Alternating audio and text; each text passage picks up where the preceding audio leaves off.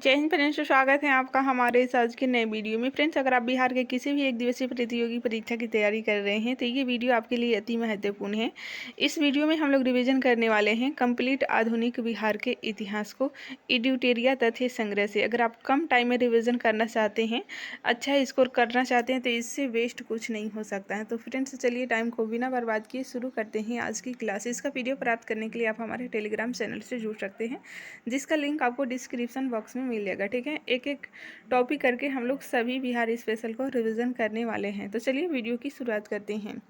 देखिए, आधुनिक बिहार को पढ़ने के लिए कुल 5 पार्ट में बांटा गया है। यूरोपियों का आगमन, जनजातीय विद्रोह, 1857 की क्रांति और बिहार, राष्ट्रीय आंदोलन और बिहार, पृथक बिहार का गठन। ठीक है, तो ये 5 टॉपिक को हम लोग बिहार स्पेशल में आधुनिक बिहार के इतिहास को पढ़ने वाले हैं। सबसे पहले देखते हैं यूरोपियों का आगमन, यूरोपीय कंपनियों का प्रवेश।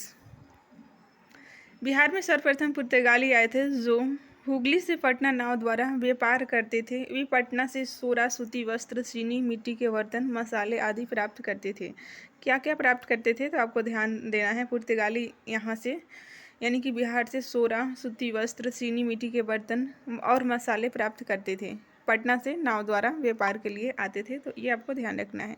1632 ईस्वी में पटना कॉलेज की उत्तरी इमारत, जो अभी करेंट में है, डस्सू ने अपना व्यापारिक केंद्र स्थापित किया। डस्सू की अभिरुचि सूती वस्त्र, सोरा आदि में थी। ठीक है, क्या चीज में थी, तो सूती वस्त्र और सोरा उनका मुख्य व्यापार का साधन था डस्सू का। ठीक है, नेक्स्ट बात करते हैं। अंग्रेजों ने 1620 ईस्वी में पटना के आलमगंज में अपना व्यापारिक केंद्र स्थापित किया, लेकिन वह 1921 ईस्वी में बंद हो गई। उन्हें व्यापारिक केंद्र स्थापित करने में वास्तविक सफलता कब मिली थी, तो आपको ध्यान रखना है 1651 ईस्वी में वास्तविक सफलता मिली थी। 1921 में शुरू किए थे लेकिन बंद हो गई थी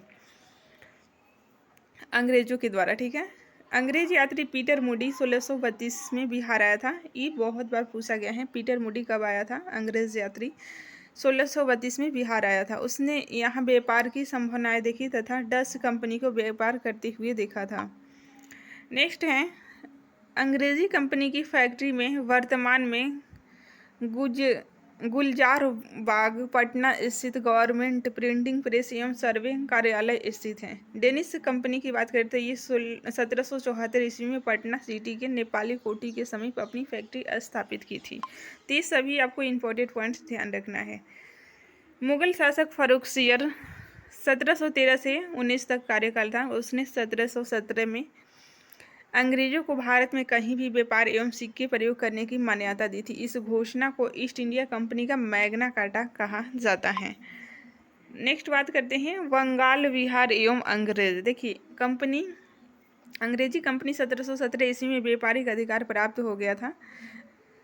दूसरी ओर बंगाल के नवाब अलीवर्दी खां मुगलों से हटकर स्वतंत्र सत्ता चला रहे थे, अतः व्यापारिक हितों के लिए संघर्ष स्वाभाविक था। ठीक है, 1756 ईस्वी में अलीवर्दी खां की मृत्यु के बाद उसका नाती सिराजुद्दौला बंगाल का नवाब बना था। अलीवर्दी खां के बाद सिराजुद्दौला बंगाल का नवाब बना था। 23 जून 1757, वेरी वेरी इंपॉर्टेंट डेट है, ध्यान रखिएगा।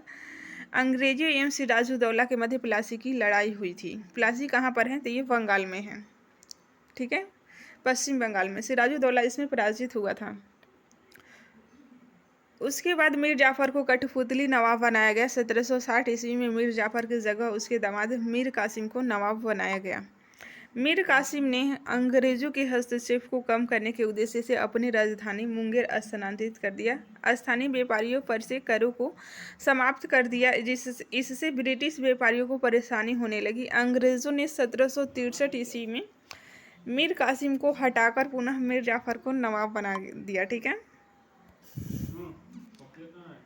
1763 ईस्वी में मीर कासिम भागकर पटना आ गया। पटना में उसने अंग्रेजी फैक्ट्री पर अधिकार कर लिया। नेक्स्ट है, इसके बाद वह अवध के नवाब शुजाउद्दौला एवं मुगल बादशाह शाह आलम द्वितीय से मिला था। ठीक है, तीनों की संयुक्त सेना एवं अंग्रेज की तरफ से हेक्टर मुनरो के नेतृत्व में 22 अक्टूबर 1764, ये डेट वेरी वेरी इंपॉर्टेंट है, ध्यान रखना है, बक्सर का युद्ध हुआ था।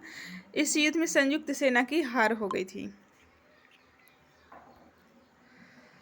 12 अगस्त 1765 ईस्वी को इलाहाबाद की संधि के तहत मुगल सम्राट शाह आलम द्वितीय को 26 लाख रुपए वार्षिक के बदले ईस्ट इंडिया कंपनी को बिहार, बंगाल और उड़ीसा का दीवानी यानी कि लगान वसूली का अधिकार देना पड़ा था, हार की वजह से। ठीक है। 1766 ईस्वी में पटना स्थित अंग्रेजी फैक्ट्री के मुख्य अधिकारी मिडल्टन को राजा धीरज नारायण और राजा सीताब राय के साथ एक प्रशासनिक मंडली का सदस्य बनाया गया। 1767 ईस्वी में धीरज नारायण को हटाकर सीताब राय को कंपनी का नायब दीवान बनाया गया था। तो दीवान किसे बनाया गया था, तो ध्यान रखना है, सीताब राय को कंपनी का दीवान बनाया गया था। नेक्स्ट बात करते हैं 1770 ईस्वी में बंगाल बिहार के क्षेत्र में भीषण अकाल पड़ा। पटना, भागलपुर, दरभंगा, पूर्णिया में अकाल का प्रकोप भयंकर था। ठीक है।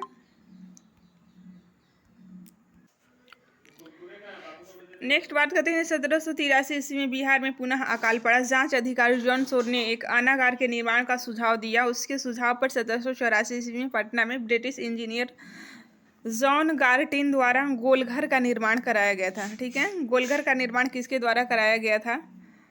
ब्रिटिश इंजीनियर जॉन गार्टिन के द्वारा।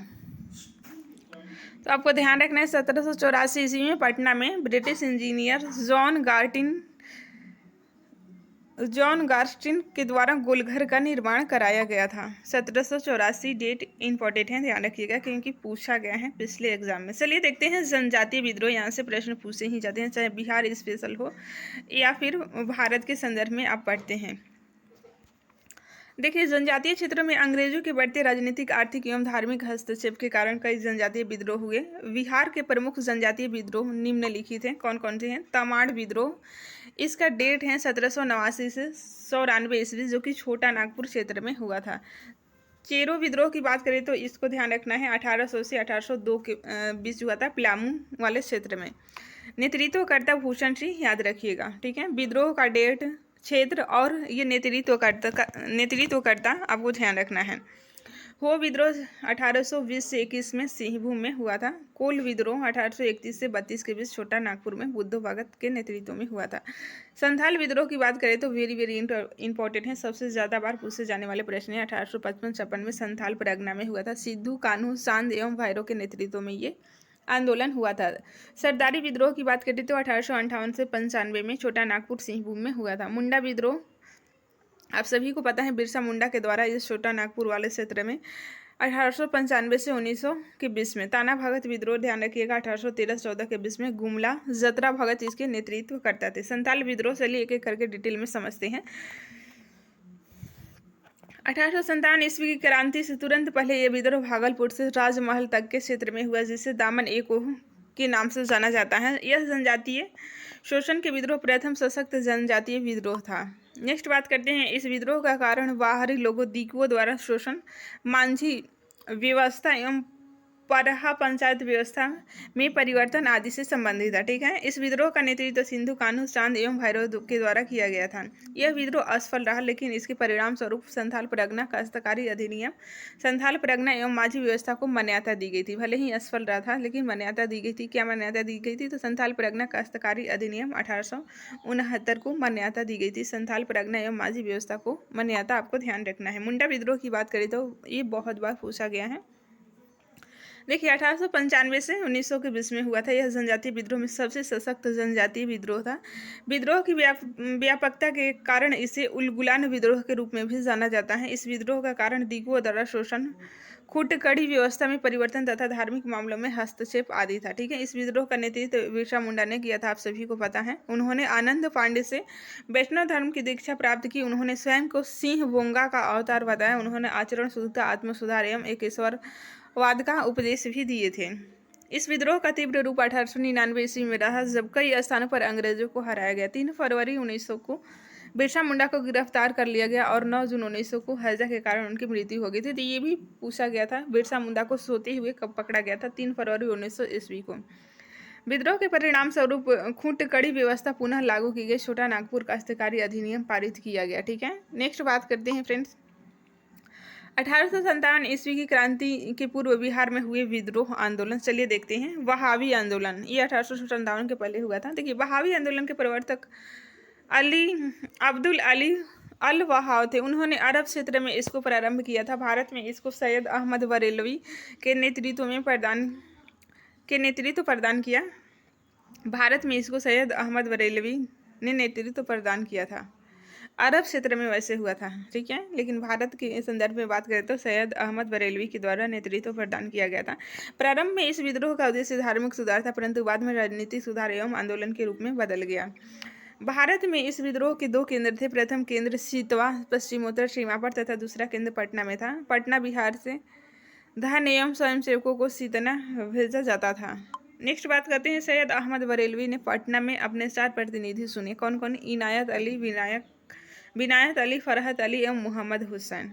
इनायत अली, विनायत अली, फरहत अली एवं मोहम्मद हुसैन, तीनों में अली लगा है, एक में हुसैन लगा है।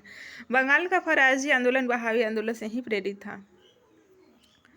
बहावी आंदोलन के दमन के लिए 1863 ईस्वी में अम्बाला तथा 1865 ईस्वी में पटना अभियान चलाया गया। बहावी नेताओं को कारावास तथा मृत्यु दंड की सजा दी गई तथा आंदोलन को दबा दिया गया। नेक्स्ट बात करते हैं, नूनिया विद्रोह वेरी इंपॉर्टेंट है। देखिए 1717 से 1820 के बीच हुआ था। सोरा उत्पादन वर्ग नूनिया द्वारा यह विद्रोह किया गया था। सोरा का उपयोग बारूद बनाने में किया जाता था। बिहार में सोरा उत्पादन मुजफ्फरपुर, सारण, हाजीपुर, पूर्णिया आदि क्षेत्रों में होता था। तो ये जगह आपको ध्यान रखना है, कौन कौन से क्षेत्र थे सोरा उत्पादन के लिए? मुजफ्फरपुर, सारण, हाजीपुर और पूर्णिया। बिचौलिए कच्चा सोरा ब्रिटिश कारखाने को देते थे तथा मुनाफा स्वयं रख लेते थे। परिणाम स्वरूप नोनिया समुदाय ने गुप्त रूप से सोरा बेचना शुरू कर दिया। अंग्रेजों ने इस पर रोक लगाई। इसके विरोध में नोनिया समुदाय ने विद्रोह कर दिया तथा अंग्रेजों द्वारा विद्रोह को दबा दिया गया। लोटा विद्रोह, देखिए 1856 में हुआ था लोटा विद्रोह। 1857 की क्रांति के ठीक 1 साल पहले हुआ था। देखिए मुजफ्फरपुर जेल के कैदियों द्वारा ये किया गया था। कहाँ के कैदियों द्वारा? तो आपको ध्यान रखना है, मुजफ्फरपुर के कैदियों द्वारा। ये जितने भी ब्लू कलर आपको दिख रहे हैं, ये सभी क्वेश्चन पूछे गए हैं यहाँ से, ठीक है। जेल में कैदियों को पहले पीतल का लोटा दिया जाता था, बाद में सरकार ने मिट्टी का लोटा देने का निर्णय लिया। कैदियों ने इसका कड़ा विद्रोह किया और 1856 ईस्वी के विद्रोह कर दिया। परिणाम स्वरूप अंग्रेजी सरकार को पुनः कैदियों को पीतल का लोटा देना पड़ा था, ठीक है। ये लोटा इसलिए नाम पड़ा है लोटा का विद्रोह। 1857 की क्रांति और बिहार के संदर्भ में देखते हैं। देखिए बिहार में 1857 की क्रांति 12 जून 1857 को देवघर जिले के रोहिणी गांव में 32वीं इन्फेंट्री रेजिमेंट के सैनिकों के विद्रोह से हुआ। इस विद्रोह में लेफ्टिनेंट नॉर्मल लेस्ली एवं सर्जन डॉक्टर ग्रांट मारे गए थे। कौन मारे गए थे? तो लेस्ली और ग्रांट का नाम ध्यान रखना है। रोहिणी के विद्रोह को मेजर मैकडोनाल्ड द्वारा दबा दिया गया। विद्रोही सैनिकों को फांसी दे दी गई। पटना में विद्रोह का नेतृत्व तो 3 जुलाई को पटना सिटी के पुस्तक विक्रेता पीर अली ने किया। विद्रोह में अफीम एजेंट डॉक्टर आर लॉयस मारा गया, परंतु कश्मीर टेलर ने विद्रोह को दबा दिया। पीर अली सहित 17 व्यक्तियों को फांसी दे दी गई थी, ठीक है। पीर अली के साथ ही सहित मतलब 17 व्यक्तियों को फांसी दी गई थी। 25 जुलाई 1857 को मुजफ्फरपुर में असंतुष्ट सैनिकों ने कुछ अंग्रेज अधिकारियों की हत्या कर दी। उसी दिन दानापुर में 3 रेजिमेंटों के सैनिकों ने भी विद्रोह कर दिया। सैनिकों ने शाहाबाद जिले में प्रवेश कर जगदीशपुर के जमींदार बाबू कुंवर सिंह से मिलकर विद्रोह को आरंभ किया था। तो देखिए आपको पटना के से कौन नेतृत्व कर रहा था? तो पीर अली आपको ध्यान रखना है, क्योंकि ये बहुत बार पूछा गया है। नेक्स्ट बात करते हैं फ्रेंड्स, 30 जुलाई को सरकार ने तत्कालीन सारण, तिरहुत, चंपारण और पटना जिलों में सैनिक शासन लागू कर दिया। विद्रोही सैनिकों के एक झुंड ने भागलपुर तथा गया पहुंचकर जेल से 400 कैदियों को मुक्त करा दिया। उन्होंने टिकारे राज पर हमला कर 10,000 रुपये लूट लिए। जगदीशपुर के जमींदार बाबू कुंवर सिंह ने बिहार में हुआ 1857 की क्रांति को नेतृत्व प्रदान किया। तो जगदीशपुर से कौन नेतृत्व कर रहा था? बाबू वीर कुंवर सिंह। ये बिहार स्पेशल में सबसे ज़्यादा पूछे जाने वाले प्रश्न है, ठीक है।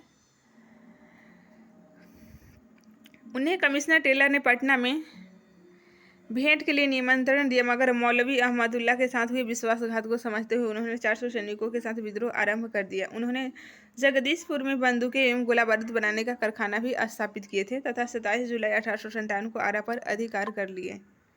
नेक्स्ट बात करते हैं, आरा में हुए संघर्ष में कैप्टन डनवर मारा गया था। ये भी पूछा गया है, डनवर मारा गया था आरा में संघर्ष करते हुए। लेकिन कुंवर सिंह को आरा छोड़ना पड़ा था। वे रीवा और बांदा के रास्ते लखनऊ पहुंचे थे। उन्हें अवध के शाह ने आजमगढ़ जिला का फरमान दिया था, ठीक है। आजमगढ़ के राजा ने उन्हें मदद दी थी। नेक्स्ट बात करते हैं, दिसंबर 1857 को कुंवर सिंह ने नाना साहब के साथ मिलकर कानपुर में अंग्रेजों से युद्ध किया। उन्होंने आजमगढ़ में भी अंग्रेजों को पराजित किया था। 23 अप्रैल 1858 को कैप्टन ली ग्रांट के नेतृत्व में आई ब्रिटिश सेना को कुंवर सिंह ने बुरी तरह पराजित किया था। देखिए इनके साथ कौन लड़ रहा था, तो कैप्टन ली ग्रांट के नेतृत्व में ब्रिटिश सेना लड़ रही थी। तो ली ग्रांट का नाम आपको ध्यान रखना है। नेक्स्ट बात करते हैं, शिवराजपुर घाट गंगा नदी पार करने के क्रम में सेनापति डगलस की गोली से कुंवर सिंह का बायां हाथ घायल हो गया। उन्होंने अपना बायां हाथ काटकर गंगा में प्रवाहित करते हुए हे गंगा मैया अपने प्यारे की यह अंकिचन भेंट स्वीकार करो, ये शब्द उन्होंने बोला था। ठीक है, 26 अप्रैल 1858 ईस्वी को कुंवर सिंह की मृत्यु हो गई थी। कुंवर सिंह की मृत्यु के बाद उनके छोटे भाई अमर सिंह ने आंदोलन का नेतृत्व संभाला। तो देखिए यहाँ पर इनके मृत्यु का डेट याद रखिएगा, क्योंकि बहुत बार पूछा गया है। 26 अप्रैल 1858 को इनकी मृत्यु हो गई थी।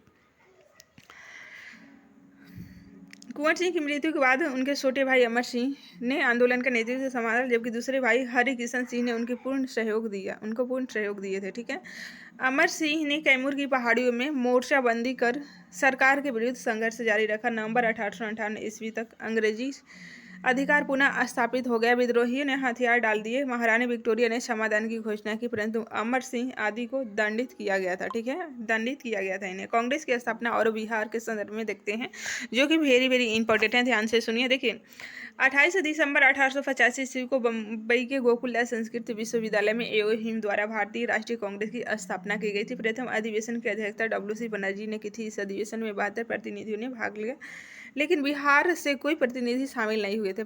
72 प्रतिनिधि में कोई बिहार से शामिल नहीं हुआ था प्रथम अधिवेशन की अध्यक्षता में। ठीक है, कौन किए थे, तो डब्ल्यू.सी. बनर्जी। ये भी बहुत बार पूछा गया है, ध्यान रखिएगा। नेक्स्ट बात करते हैं, कांग्रेस के दूसरे अधिवेशन में बिहार से 31 प्रतिनिधियों ने भाग लिया था। बिहार से 31 प्रतिनिधि दूसरे कांग्रेस के अधिवेशन में भाग लिया था। और ये आपको चार्ट ध्यान रखना है, बिहार में हुए कांग्रेस के अधिवेशन। तो देखिए कुल 2 अधिवेशन हुए थे। 27वां अधिवेशन 1912 में बांकीपुर पटना में हुआ था। आर.एन. मुधोलकर के द्वारा अध्यक्षता की गई थी। 37वां अधिवेशन की बात करें तो 1922 ईस्वी में गया में चित्तरंजन दास के द्वारा की गई थी। ठीक है, 54वां अधिवेशन ये 1940 में रामगढ़ झारखंड में हुआ था। मौलाना अबुल कलाम इनकी अध्यक्षता किए थे इस अधिवेशन की, जो कि 54वें नंबर का था। 27वां 1912 बांकीपुर पटना, ध्यान रखिएगा। 37वां अधिवेशन 1922 गया में हुआ था, चित्तरंजन दास के नेतृत्व में। चित्तरंजन दास इसकी अध्यक्षता किए थे। ठीक है, नेक्स्ट बात करते हैं, देखिए बंग भंग स्वदेशी आंदोलन और बिहार के संदर्भ में देखते हैं। देखिए बंगाल विभाजन की घोषणा 20 जुलाई 1905 ईस्वी को तत्कालीन वायसराय लॉर्ड कर्जन ने की। इसे 16 अक्टूबर 1905 ईस्वी को प्रभावी किया गया। विभाजन के विरोध में संपूर्ण बिहार में बंग भंग विरोधी आंदोलन शुरू हो गया। बंगाल विभाजन के विरोध में बिहार में प्रधानाध्यापक सतीश चंद्र चक्रवर्ती की प्रेरणा से 16 दिसंबर 1905 ईस्वी को दरभंगा में रक्षाबंधन मनाया गया था। कब मनाया गया था, तो 16 दिसंबर 1905 को दरभंगा में रक्षाबंधन मनाया गया था। विद्रोह को सशक्त बनाने के लिए बिहारी स्टूडेंट कॉन्फ्रेंस की स्थापना 1906 में की गई थी। बिहारी स्टूडेंट कॉन्फ्रेंस की स्थापना कब की गई थी, तो 1906 में। विरोध को सशक्त बनाने के लिए कौन सा विद्रोह, तो जो बंगाल का विभाजन हुआ था 16 दिसंबर 1905 को, इसी को ये 16 अक्टूबर 1905 को प्रभावी हुआ था। 20 जुलाई 1905 को बंगाल विभाजन का डेट आपको ध्यान रखना है। ठीक है, इसी के विरोध में बिहारी स्टूडेंट कॉन्फ्रेंस की स्थापना की गई थी, ताकि विरोध मजबूत बने। नेक्स्ट बात करते हैं, बंगाल विभाजन को 1911 में रद्द कर दिया गया, आप सभी को पता है। मुजफ्फरपुर बम कांड जो कि 1908 में हुआ था, वेरी वेरी इंपॉर्टेंट है। देखिए मुजफ्फरपुर में 30 अप्रैल 1908 ईस्वी को खुदीराम बोस और प्रफुल्ल चंद्र साकी ने जज किम्सफोर्ड की हत्या का प्रयास किया। उन्होंने गाड़ी पर बम फेंका, लेकिन गाड़ी में प्रिंगले कैनेडी की पत्नी और पुत्री बम कांड में उनकी मृत्यु होगी। घटना के बाद वे दोनों रेलवे लाइन से समस्तीपुर भाग निकले थे। ठीक है, प्रफुल्ल चंद्र साकी ने गिरफ्तारी से बचने के लिए आत्महत्या कर ली, लेकिन खुदीराम बोस पूसा में पकड़े गए थे। खुदीराम बोस को 18 वर्ष की आयु में 11 अगस्त 1908 को फांसी दी गई थी। तो इनका डेट याद रखिएगा, सबसे कम उम्र के व्यक्ति हैं फांसी देने वाले क्रांतिकारी में। 11 अगस्त 1908 को इनको फांसी दे दी गई थी। होम रूल आंदोलन और बिहार के संदर्भ में देखते हैं। देखिए 1916 ईस्वी में इन्हीं बेसेंट के नेतृत्व में मद्रास तथा बाल गंगाधर तिलक के नेतृत्व में पुणे में होम रूल लीग की स्थापना की गई थी। एनी बेसेंट के नेतृत्व में मद्रास में तथा बाल गंगाधर के नेतृत्व में पुणे में होम रूल लीग की स्थापना की गई थी। डेट ध्यान रखिएगा 1916 में। ठीक है। बिहार में 16 दिसंबर 1916 ईस्वी को मौलाना मजहरुल हक की अध्यक्षता में होम रूल लीग की शाखा की स्थापना हुई। खां बहादुर, सरफराज हुसैन खां एवं राय बहादुर पूर्णेदु नारायण सिन्हा उपाध्यक्ष तथा चंद्रवर्ती शाह एवं वैद्यनाथ नारायण सिंह सचिव बनाए गए थे। ठीक है। नेक्स्ट बात करते हैं एनी बेसेंट। पहली बार 18 अप्रैल 1918 एवं दूसरी बार 25 जुलाई 1918 को पटना आई थी। कब आई थी? पहली बार 18 अप्रैल 1918 को, दूसरी बार 25 जुलाई 1918 को पटना आई थी। उन्होंने होम रूल के विचारों से सबको अवगत कराया। इस आंदोलन का उद्देश्य ब्रिटिश साम्राज्य के अधीन रहते हुए संवैधानिक तरीके से स्वशासन प्राप्त करना था। ठीक है। नेक्स्ट बात करते हैं चंपारण सत्याग्रह। वेरी वेरी इंपॉर्टेंट है, 1917 में आप सभी को पता है। चंपारण में किसानों के लिए 3 कट्टे प्रणाली प्रचलित थी। इसके तहत किसानों को प्रत्येक 20 कट्टे में से 3 कट्टे में नील की खेती करना अनिवार्य था। इस व्यवस्था के प्रति किसानों में काफ़ी आक्रोश था, क्योंकि नील की फसल भूमि को बंजर बना रही थी, वहीं आर्थिक रूप से शोषक भी थी। 1916 ईस्वी में कांग्रेस के लखनऊ अधिवेशन में मुरली भरा हुआ गांव के राजकुमार शुक्ल ने इस समस्या पर कांग्रेस नेतृत्व का ध्यान आकृष्ट किया। ब्रज किशोर प्रसाद ने एक प्रस्ताव पेश किया था। ठीक है। तो ये किस गांव के थे, ये भी ध्यान रखिएगा, मुरली भरा हुआ गांव के थे। लखनऊ अधिवेशन में बात हुई थी। ठीक है। इस पर ध्यान दिलाया गया था कांग्रेस को। राजकुमार शुक्ल ने महात्मा गांधी जी को बिहार आकर किसानों की समस्या सुनने के लिए आमंत्रित किए थे। गांधी जी कलकत्ता से 10 अप्रैल 1917 को पटना पहुंचे तथा 15 अप्रैल 1917 को वे चंपारण मोतिहारी पहुंचे। उन्होंने प्लांटर्स एसोसिएशन के सचिव जेबी विल्सन से जांच कार्य में सहयोग करने का अनुमोदन किया। चंपारण के जिले मजिस्ट्रेट WJ हार्डकॉक ने 16 अप्रैल 1917 ईस्वी को गांधी जी के चंपारण छोड़ने संबंधी अधिसूचना जारी की। धारा 144 के उल्लंघन के आरोप में उन्हें गिरफ्तार कर लिया गया। बाद में 21 अप्रैल 1917 ईस्वी को उन्हें रिहा कर दिया गया था। तो ये सभी पॉइंट्स आपको ध्यान रखना है। नेक्स्ट बात करते हैं फ्रेंड्स। गांधी जी ने स्वतंत्र जांच पर 13 मई 1917 ईस्वी को अपनी जांच रिपोर्ट बिहार उड़ीसा के मुख्य सचिव को सौंपी थी। परिणाम स्वरूप कृषकों की स्थिति की जांच के लिए चंपारण एग्रेरियन समिति का गठन किया गया है। इस समिति के अध्यक्ष मध्य प्रदेश के आयुक्त FG सलाई थे तथा महात्मा गांधी, LC आदामी, राजा हरिहर प्रसाद, नारायण सिंह, DJ रिड एवं G रैनी आदि इसके सदस्य थे। सभी पॉइंट्स आपको ध्यान रखना है। समिति ने अपनी रिपोर्ट में 3 कट्टे प्रणाली समाप्त करने की अनुशंसा की। इस प्रकार गांधी जी का भारत में प्रथम सत्याग्रह का प्रयोग सफल रहा था। ठीक है फ्रेंड्स, 2 बार इसको आप वीडियो से रिवीजन कर लीजिएगा और एक बार बुक पढ़ लीजिएगा, कंप्लीट आपको याद हो जाएंगे। चंपारण सत्याग्रह में गांधी जी के प्रमुख सहयोगी की बात करें तो राजेंद्र प्रसाद, ब्रज किशोर प्रसाद, अनुग्रह नारायण सिंह, धरणीधर मजहरुल हक, राजकुमार शुक्ल, रामनवमी प्रसाद, शंभू शरण सिंह आदि शामिल थे। नेक्स्ट बात करते हैं चंपारण सत्याग्रह गांधी जी द्वारा भारत में चलाया गया प्रथम सत्याग्रह था। चंपारण सत्याग्रह से प्रेरित होकर जून 1919 में मधुबनी जिले के किसानों ने स्वामी विद्यानंद के नेतृत्व में दरभंगा राज के विरुद्ध आंदोलन किया था। किसान सभा वेरी इंपॉर्टेंट है, ध्यान दीजिए, यहाँ आपको ध्यान देने की जरूरत है। देखिए 1922 से 23 में मुंगेर में शाह मोहम्मद जुबैर की अध्यक्षता में किसान सभा का गठन हुआ। श्री कृष्ण सिंह इसके उपाध्यक्ष और सिद्धेश्वरी चौधरी, नंद किशोर सिंह सचिव थे। 1828 ईस्वी में स्वामी सहजानंद सरस्वती ने बीहटा में औपचारिक किसान सभा की स्थापना की। नवंबर 1929 ईस्वी में सोनपुर मेले में स्वामी सहजानंद सरस्वती की अध्यक्षता में विधिवत प्रांतीय किसान सभा की स्थापना की गई। इसके सचिव श्री कृष्ण सिंह थे। नेक्स्ट बात करते हैं बिहार किसान आंदोलन में कार्यानंद शर्मा, राहुल सांकृत्यायन, पंचानन शर्मा, यदुनंदन शर्मा आदि नेता शामिल थे। बिहार प्रांतीय किसान सभा का दूसरा अधिवेशन पुरुषोत्तम दास टंडन की अध्यक्षता में 1934 ईस्वी में हुई। तीसरा अधिवेशन स्वामी सहजानंद सरस्वती की अध्यक्षता में 1935 ईस्वी में हाजीपुर में हुई थी। ठीक है। दूसरा पुरुषोत्तम दास टंडन की अध्यक्षता में 1934 ईस्वी में हुई थी। तीसरा स्वामी सहजानंद सरस्वती के नेतृत्व में 1935 ईस्वी में हाजीपुर में हुई थी। नवंबर 1936 में कार्यानंद शर्मा के नेतृत्व में मुंगेर के बड़हिया ताल में बिहार प्रांतीय किसान सभा के जमींदार उत्पीड़न के विरुद्ध संघर्ष किए थे। ठीक है। नेक्स्ट बात करते हैं 11 अप्रैल 1936 को लखनऊ में स्वामी सहजानंद की अध्यक्षता में अखिल भारतीय किसान सभा का गठन हुआ था। और इसके सचिव की बात करें तो ध्यान रखिएगा NG रंगा थे। ठीक है, 11 अप्रैल 1937 को। अखिल भारतीय किसान सभा की स्थापना किसने की, बहुत बार पूछा गया है, तो ध्यान रखिएगा लखनऊ में शाहजानंद सरस्वती के द्वारा किया गया था। नेक्स्ट बात करते हैं, किसान सभा का मुख्य उद्देश्य किसानों की समस्या को राष्ट्रीय स्तर पर लाना, उसका समाधान कराना था। बिहार प्रांतीय किसान सभा का सम्मेलन याद रखिएगा प्रथम सोनपुर 1929 में स्वामी सहजानंद सरस्वती अध्यक्षता। द्वितीय की बात करें तो गया में हुआ था 1934 में पुरुषोत्तम दास टंडन। और तृतीय हाजीपुर में 1935 में स्वामी सहजानंद। तो ये इन्होंने 2 बार अध्यक्षता की थी बिहार प्रांतीय किसान सभा की। तो आपको ये दोनों नाम ध्यान रखना है। प्रमुख किसान नेता हैं यदु नंदन शर्मा, ये गया क्षेत्र से संबंधित। यमुना कारई दरभंगा सारण। राहुल संकृत्यायन अनवारी अंबार सिवान से। कार्यानंद की बात करें तो मुंगेर बड़हिया ताल से संबंधित है। खिलाफत आंदोलन और बिहार वेरी इंपॉर्टेंट है, ध्यान देना है आपको।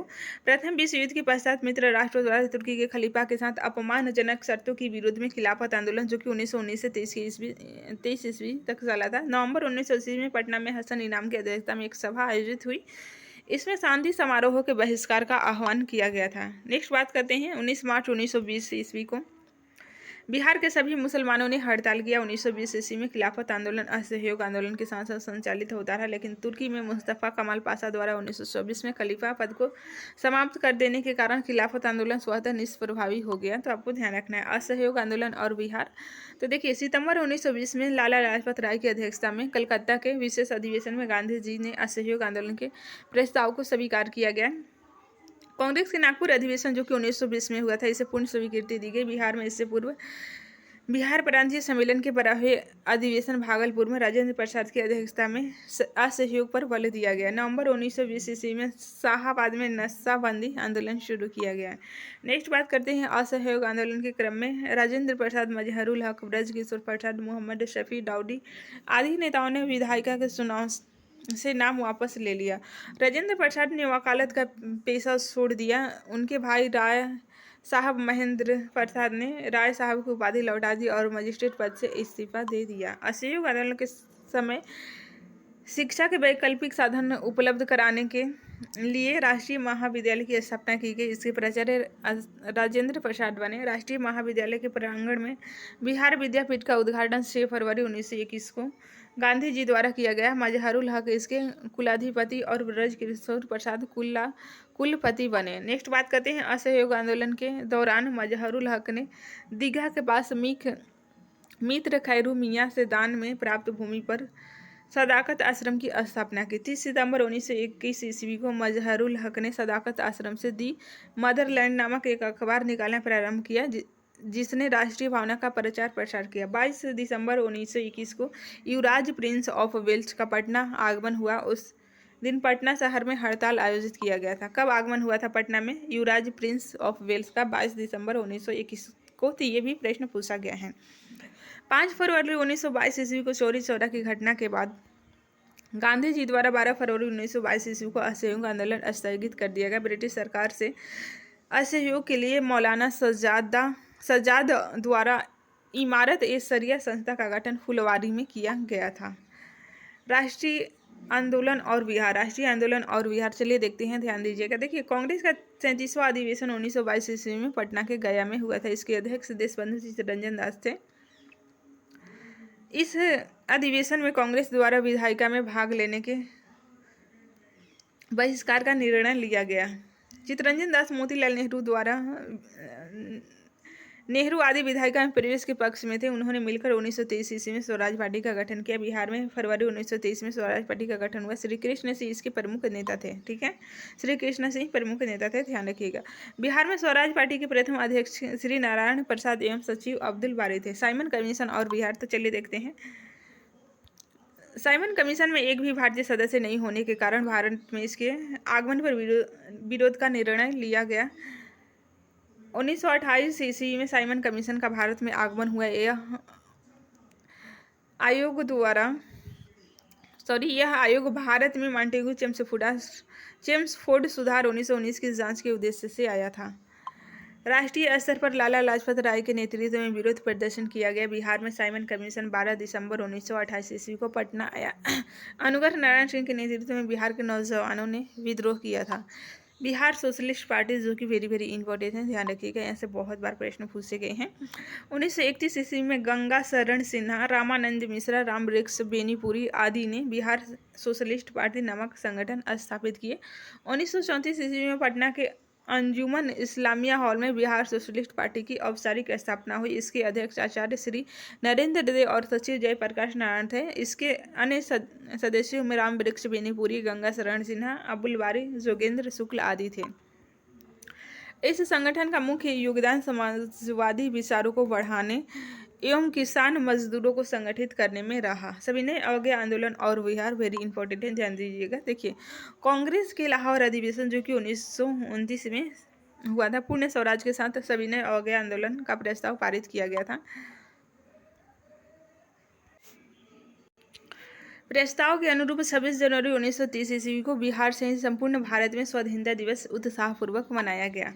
गांधी जी ने 12 मार्च 1930 ईस्वी को दांडी यात्रा प्रारंभ की। 6 अप्रैल 1930 ईस्वी को दांडी में नमक कानून का उल्लंघन कर सत्याग्रह आरंभ कर दिया गया। बिहार में नमक सत्याग्रह का आरंभ 15 अप्रैल को चंपारण और सारण जिला में नमकीन मिट्टी को बनाकर किया गया था। तो देखिए, ध्यान रखिएगा, बिहार में नमक सत्याग्रह कब प्रारंभ हुआ था? तो 15 अप्रैल को चंपारण से शुरू हुआ था, चंपारण और सारण से। सविनय अवज्ञा आंदोलन के दौरान बिहार में विदेशी वस्त्र एवं शराब की दुकानों का विरोध किया गया। मई 1930 ईस्वी में स्वदेशी लीग की स्थापना हुई, जिसके अध्यक्ष सर अली इमाम थे।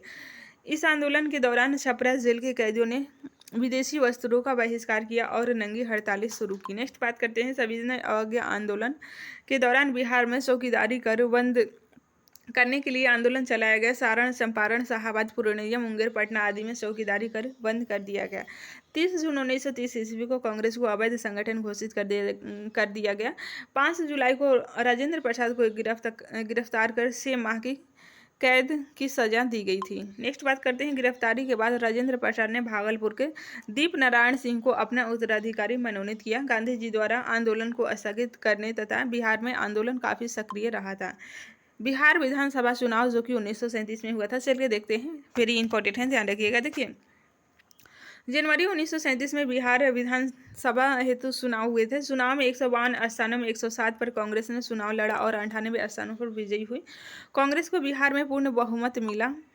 विधान परिषद में भी कांग्रेस को बहुमत मिल गया। तत्कालीन राज्यपाल MG हैलेट ने कांग्रेस विधायक दल के नेता श्री कृष्ण सिंह को सरकार बनाने का निमंत्रण दिया। राज्यपाल द्वारा वैधानिक कार्यों में हस्तक्षेप नहीं करने के आश्वासन नहीं देने पर श्री कृष्ण ने सरकार बनाने से इनकार कर लिया। इसके उपरांत राज्यपाल ने दूसरी बड़ी पार्टी इंडिपेंडेंट पार्टी के नेता मोहम्मद यूनिस को सरकार बनाने के लिए आमंत्रित किया था। ठीक है, नेक्स्ट बात करते हैं, मोहम्मद यूनिस के नेतृत्व में बिहार में पहला अंतरिम मंत्रिमंडल 1 अप्रैल 1937 को गठित हुआ।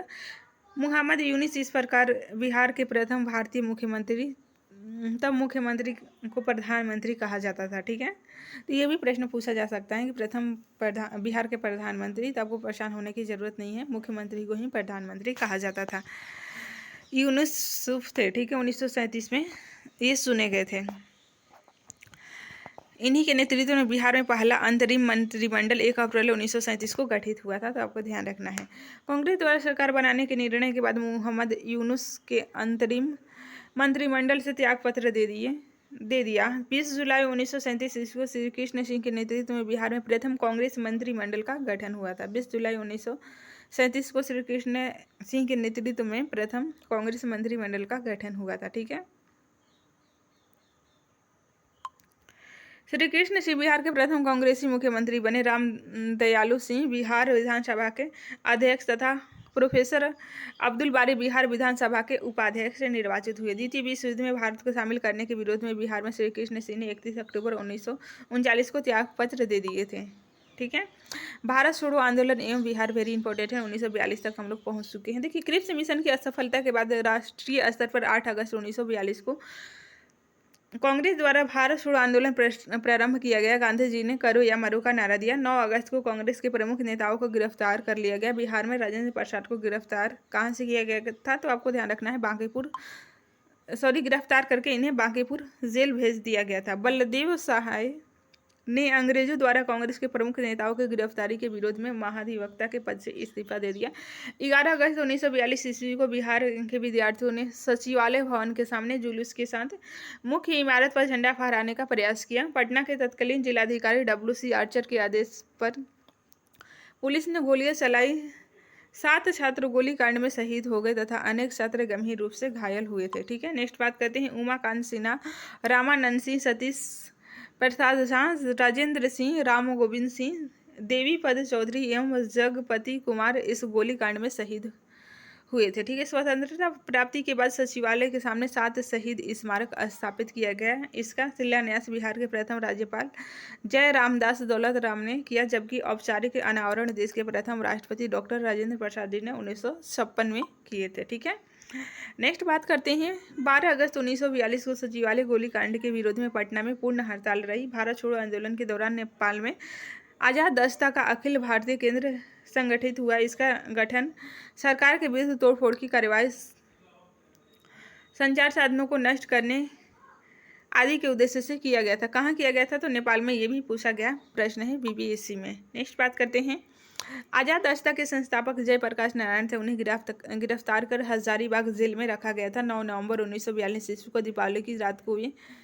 रात वे अपने 5 साथियों रामानंद मिश्र, सूरज नारायण सिंह, जोगेंद्र शुक्ल, गुलाबी सोनार और शालिग्राम सिंह के साथ जेल की दीवार फांदकर भागने के लिए और आजाद दस्ता का गठन किए थे। ठीक है, कौन किए थे, तो जयप्रकाश नारायण जेल तोड़कर भागे थे। ठीक है, दीपावली की रात 9 नवंबर 1942 को 5 साथियों समेत भाग निकले थे। नेपाल में आजाद दस्ता का प्रशिक्षण शिविर राजविलास जंगल में गठित हुआ। इसमें बिहार के युवाओं को छापामार युद्ध एवं अग्नि अस्त्र को चलाने की शिक्षा दी गई। इसके निदेशक सरदार नित्यानंद सिंह थे। आजाद दस्ता में जयप्रकाश नारायण के साथ राम मनोहर लोहिया, अरुणा आसफ अली, सूरज नारायण सिंह, जोगेंद्र शुक्ल, रामानंदन मिश्र, अच्युत पटवर्धन आदि समाजवादी नेता शामिल थे। तो ये सभी आपको ध्यान रखना है। नेक्स्ट बात करते हैं आजाद दस्ता के रेडियो प्रसारण का दायित्व राम मनोहर लोहिया पर था। 1943 ईस्वी के मध्य तक सभी प्रमुख नेताओं को गिरफ्तार कर लिया गया, अतः आजाद दस्ता का प्रयास शिथिल पड़ गया। भारत छोड़ो आंदोलन के दौरान बिहार के छात्रों ने ट्रेन पर कब्जा कर लिया। स्वराज ट्रेन नाम से चलाया। सिवान में थाने पर राष्ट्रीय झंडा फहराने की कोशिश में फूलेना प्रसाद श्रीवास्तव पुलिस की गोलियों से शिकार हो गए थे। नेक्स्ट बात करते हैं सिवान में थाने पर राष्ट्रीय झंडा फहराने की कोशिश में, ध्यान रखिएगा, फूलेना प्रसाद श्रीवास्तव ये गोलियों का शिकार हो गए थे। भारत छोड़ो आंदोलन में बिहार का मुख्य केंद्र गांधी मैदान था। 1942 ईस्वी में इसका नाम पटना लॉज था। बाद में 1948 में इसका नाम गांधी मैदान रखा गया था। इससे पहले पटना लॉज नाम था। भारत छोड़ो आंदोलन में बिहार में 15,000 से अधिक व्यक्ति बंदी बनाए गए थे। 8,783 को सजा हुई, 134 शहीद हुए और 362 मारे गए थे। तो ये डेटा इतना डीप में नहीं पूछा जाएगा।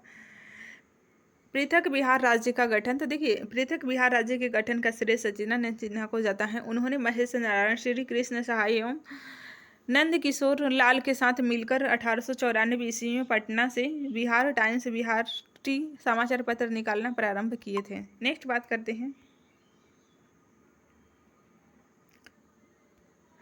बिहार टाइम्स के प्रमुख संपादक महेश नारायण थे। इस समाचार पत्र ने पृथक बिहार राज्य के गठन में महत्वपूर्ण भूमिका निभाई थी। 1908 ईस्वी में बिहार प्रदेश कांग्रेस कमेटी का गठन हुआ। बिहार प्रदेश कांग्रेस कमेटी के प्रथम अध्यक्ष हसन इमाम थे। बिहार प्रादेशिक सम्मेलन का प्रथम अधिवेशन 1908 ईस्वी में पटना में हुआ था। इसमें पृथक बिहार के निर्माण की मांग को सर्वसम्मति से पारित किया गया था। इसका दूसरा अधिवेशन 1909 ईस्वी में भागलपुर में हुआ था। इससे पुनः पृथक बिहार की मांग दोहराई गई थी। 1911 में केंद्रीय विधान परिषद में सच्चिदानंद सिन्हा और मोहम्मद अली थे। बंगाल एवं बिहार के विभाजन का प्रस्ताव पेश किया गया था। 12 दिसंबर 1911 ईस्वी को दिल्ली में आयोजित शाही दरबार में बिहार और उड़ीसा के क्षेत्रों को बंगाल से पृथक एक नए प्रांत के रूप में गठन करने की घोषणा की गई थी। नेक्स्ट बात करते हैं आधुनिक बिहार से जुड़े अन्य तथ्य। देखिए 1937 ईस्वी में मोहम्मद अली जिन्ना ने बिहार का भ्रमण कर मुस्लिम लीग का प्रचार किया। 1938 ईस्वी में अब्दुल कय्यूम अंसारी ने मोमिन कांग्रेस की स्थापना की। उन्होंने कांग्रेस के प्रति स्वामी भक्त रहते हुए बिहार में मुस्लिम लीग के प्रभाव को कम करने का प्रयास किया। 1938 ईस्वी में आदिवासी महासभा का गठन हुआ। इसके अध्यक्ष थियोडोर सोरेन थे। कालांतर में इसके प्रभावशाली नेता राम जयपाल सिंह हुए। बिहार में स्वतंत्रता आंदोलन के क्रम में बिहार की महिलाओं ने बढ़ चढ़कर भाग लिया। प्रमुख महिला स्वतंत्रता सेनानी श्रीमती प्रभावती देवी, श्रीमती शैलवाला राय, श्रीमती हसन इमाम, श्रीमती सरस्वती देवी, श्रीमती साधना देवी, श्रीमती विंध्यवासिनी देवी, श्रीमती कुसुम कुमारी, श्रीमती राजवंशी देवी, श्रीमती भगवती देवी आदि शामिल थी। नेक्स्ट बात करते हैं आशा सहाय। देखिए 1943 में सुभाष चंद्र बोस की आज़ाद हिंद फौज में शामिल हुई।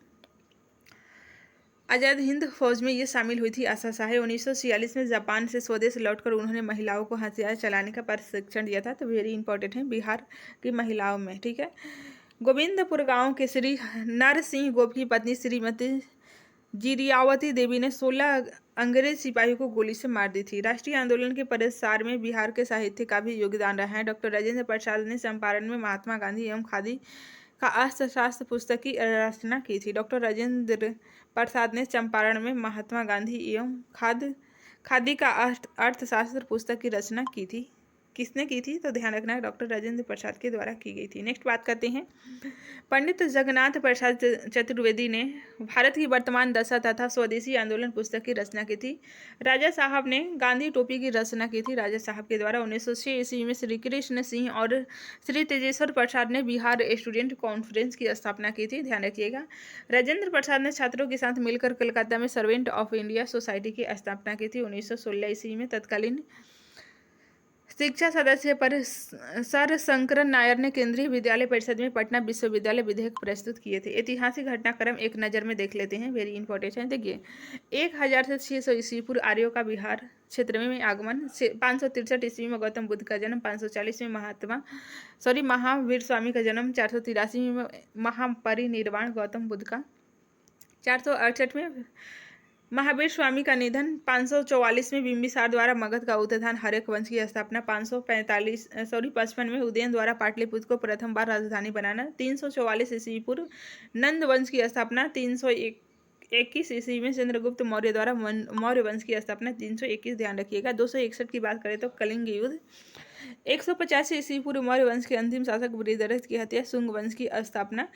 78 ईस्वी में कनिष्क द्वारा राजा बनने के अवसर पर शक सन्वत प्रारंभ। 320 में गुप्त सन्वत प्रारंभ। 635 ईस्वी में ह्वेनसांग की बिहार यात्रा। तो ध्यान रखिएगा। 673 ईस्वी में इत सिंह की बिहार यात्रा। 750 में पाल वंश की स्थापना। 1198 बख्तियार खिलजी का बिहार शरीफ विजय। 1225 ईस्वी में इल्तुतमिश का बिहार बंगाल का पर अभियान। 1324 से 25 में गयासुद्दीन तुगलक का बिहार अभियान और 1359 से 60 में फिरोज शाह का बिहार अभियान। 504 ईस्वी में सिकंदर लोदी का बिहार अभियान। तो ये सभी आपको ध्यान रखना है। 1529 ईस्वी में बाबर द्वारा नुहानियों पर विजय। 1532 में हुमायूं का नुहानियों पर विजय। 1534 में सूरजगढ़ की लड़ाई शेरशाह की जीत। 1539 में चौसा का युद्ध में शेरशाह की जीत। तो ये सभी आपको ध्यान रखना है। PDF दे देंगे, आप रिविजन कर लीजिएगा। 1540 ईस्वी में कनौज युद्ध में शेरशाह की जीत। सूर्यवंश की स्थापना। 1541 में शेरशाह द्वारा पटना का पुनर्निर्माण। 1545 में सासाराम में शेरशाह के मकबरे का निर्माण कब हुआ था? तो ध्यान रखिएगा 1545 में। और 1545 में कालिंजर युद्ध के दौरान शेरशाह का निधन भी हो गया था। नेक्स्ट बात करते हैं 1576 में अकबर का बिहार विजय। 1616 में मनेर में दौलत शाह के मकबरे का निर्माण। 1621 में शाहजादा परवेज बिहार का प्रांतपति बना था। 1632 ईस्वी में पीटर मूडी की बिहार यात्रा। डस्सू के व्यापारिक केंद्र की स्थापना। 1651 में ब्रिटिश व्यापारिक केंद्र की वास्तविक स्थापना हुई थी। 1666 ईस्वी में श्री गुरु गोविंद सिंह का जन्म हुआ था। 1666 ध्यान रखिएगा, बिहार के पटना में हुआ था। 1670 में जॉन मार्शल की बिहार यात्रा। 1699 में श्री गोविंद सिंह द्वारा खालसा पंथ की स्थापना। 1699 में 66 में जन्म और 99 में उन्होंने खालसा पंथ की स्थापना की थी। 1713 ईस्वी फर्रुखसिंह का बिहार में राज्याभिषेक। 1717 में अंग्रेजी कंपनी को व्यापारिक एकाधिकार मिला था और 1740 में अलीवर्दी खां बिहार का नवाब बना था। 1756 में अलीवर्दी खां का निधन। सिराजुद्दौला बंगाल का नवाब बना था। तो ये डेट आपको ध्यान रखना है। 1757 में प्लासी का युद्ध 1764 में, बक्सर का युद्ध 1765 में, इलाहाबाद की संधि 1770 में, बिहार में भीषण अकाल 1784 में, गोलघर का निर्माण 1821 में, बिहार में बहावी आंदोलन प्रारंभ 1855 के बीच, संथाल विद्रोह, ठीक है, 1856 में मुजफ्फरपुर में लोटा विद्रोह हुआ था, ठीक है। 1857 में देवघर में, बिहार में 1857 की क्रांति का प्रसार, 1865 में पटना अभियान द्वारा बहावी आंदोलन का दमन हुआ था। नेक्स्ट बात करते हैं 1874 ईस्वी में बिहार में अकाल पड़ा था, भीषण अकाल 1874 में अकाल पड़ा था। 1884 में राजेंद्र प्रसाद का जन्म जीरादेश सिवान में हुआ था। 1899 से 1900 के बीच पिरसा आंदोलन, और 1906 की बात करें तो बिहार स्टूडेंट कॉन्फ्रेंस की स्थापना 1906 में। 1908 में मुजफ्फरपुर बमकांड, बिहार प्रदेश कांग्रेस कमेटी का गठन हुआ था, तो ध्यान रखना है। 1911 में पृथक बिहार प्रांत बनाने की घोषणा, ध्यान रखिएगा। 1912 में पृथक बिहार प्रांत का गठन। 1913 में पटना में सचिंद्र नाथ सन्याल द्वारा अनुशीलन समिति का गठन हुआ था, और 1914 में ताना भगत आंदोलन। 1916 में पटना उच्च न्यायालय की स्थापना हुई थी। बिहार में होम रूल आंदोलन भी प्रारंभ हुआ था 1916 में। 1917 में पटना विश्वविद्यालय की स्थापना। तो यहाँ देखिए, आपको पटना उच्च न्यायालय यानी कि हाई कोर्ट की बात होगी तो 1916 ही ध्यान रखना है, और विश्वविद्यालय 1917 में। ये दोनों क्वेश्चन बहुत बार पूछे जाते हैं बिहार स्पेशल के संदर्भ में। नेक्स्ट बात करते हैं 1919 में बिहार में खिलाफत आंदोलन हुआ था, स्वामी विद्यानंद के नेतृत्व में किसान सभा। तो दो चीज़ याद रखिए, और जलियांवाला बाग, ये तीन चीज़ आप यहाँ से याद रख सकते हैं। बिहार में खिलाफत आंदोलन तभी हुआ था, जलियांवाला बाग हत्याकांड, स्वामी विद्यानंद के नेतृत्व में किसान सभा। तो तीनों ये एक साथ याद रखिए यहाँ पर। नेक्स्ट बात करते हैं 1920 में बिहार में असहयोग आंदोलन, मजहरुल हक द्वारा पटना में सदाकत आश्रम की स्थापना, और 1921 में महात्मा गांधी द्वारा विद्यापीठ की स्थापना की गई थी। 1923 में बिहार में स्वराज दल का गठन। 1929 में प्रांतीय किसान सभा का गठन। 1930 में बिहार में नमक सत्याग्रह। 1931 में बिहार सोशलिस्ट पार्टी का गठन हुआ था। 1934 में बिहार सोशलिस्ट पार्टी की औपचारिक स्थापना हुई थी, और 1937 में बिहार प्रांतीय चुनाव हुआ था। 1939 में कांग्रेस मंत्रिमंडल त्यागपत्र दे दिए थे, ठीक है। 1940 में फॉरवर्ड ब्लॉक की स्थापना, फॉरवर्ड ब्लॉक की बिहार शाखा का गठन हुआ था, और 1942 में भारत छोड़ो आंदोलन में बिहार शामिल हुआ था। पटना सचिवालय गोलीकांड 11 अगस्त 1942 में 7 छात्र शहीद हुए थे। वेरी इंपॉर्टेंट है, इसे ध्यान रखिएगा। 11 अगस्त 1942 को 7 छात्र शहीद हुए थे। सचिवालय गोलीकांड के नाम से जाना जाता है, पटना में हुआ था। 1942 में आजाद दस्ता का गठन किया गया था जयप्रकाश नारायण के द्वारा। 1946 में श्री कृष्ण सिंह के नेतृत्व में अंतरिम सरकार का गठन किया गया था। किसके नेतृत्व में? श्री कृष्ण सिंह के नेतृत्व में। और 1947 में 15 अगस्त 1947 को भारत औपनिवेशिक शासन से स्वतंत्र हो गया था।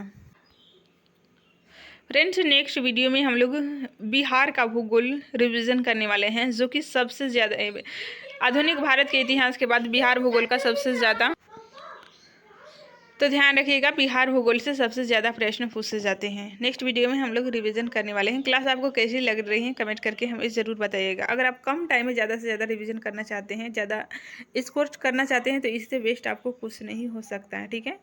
CET BPSC एग्जाम को टारगेट करके भी सीरीज चलाया जा रहा है। अगर आप कर रहे हैं तो प्लीज़ जुड़ जाइएगा चैनल से। चैनल पर नए हैं तो चैनल को सब्सक्राइब करें, और वीडियो पसंद आ रहा है तो वीडियो को लाइक करना न भूलें, ठीक है। इससे क्या होता है कि थोड़ा मोटिवेशन मिल जाता है नेक्स्ट वीडियो बनाने के लिए। Thanks for watching.